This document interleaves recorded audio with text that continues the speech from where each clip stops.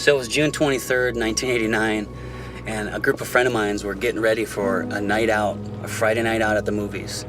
It was opening night of Batman, it was a sold-out show, and we'd pre-bought like 30 tickets. We were gonna own that theater, you know? We were all gonna sit together, just being alive, enjoying life.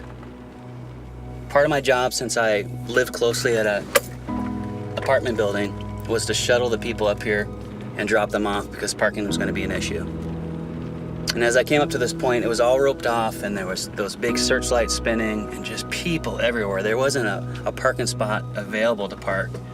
So I was dropping off my friends and I knew I had just enough time to park once I got the next crew back here and to get in line and get into the theater.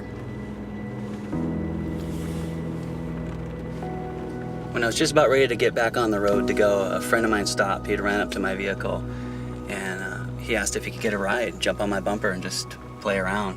I said sure. I mean, teenagers do it all the time. I did it all the time. And I was getting back on the entrance here. I saw him grab a hold of my bumper, get on, and I took off. As I was coming right down here to the light again on 156, I noticed a ton of people coming into the parking lot. And I knew if I went forward, I'd get stuck in traffic, so I decided to take a quick left turn. And as soon as I was turning this left, I stepped on the gas. And I don't know why I did it. I don't know why I made that turn. But I looked up to my rearview mirror, and I saw Jimmy fall off my back bumper. It was like time stopped. As I got out and got beside his body and just held him, waiting for the ambulance to arrive. It was like the longest 3 minutes of my life. They got here so fast, but it seemed like forever. When the EMT arrived, they moved me away from Jimmy, and there was an officer on the scene, and he handcuffed me and read me my rights and put me in the back of his car.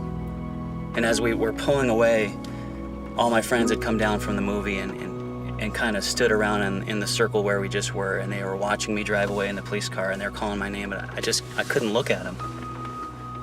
I spent that night in jail facing vehicular manslaughter charges. All my friends went to the hospital to be with Jimmy and his family and everyone else that was involved. And Jimmy died later that day. That split-second decision that I made caused such a rift in so many people. Jimmy's family suffered an unimaginable loss. My friends' lives were turned upside down. And every hope or dream or plan that I had ahead of me was gone. In that split-second decision, I was at a crossroads that would underline my life for the next 10 years.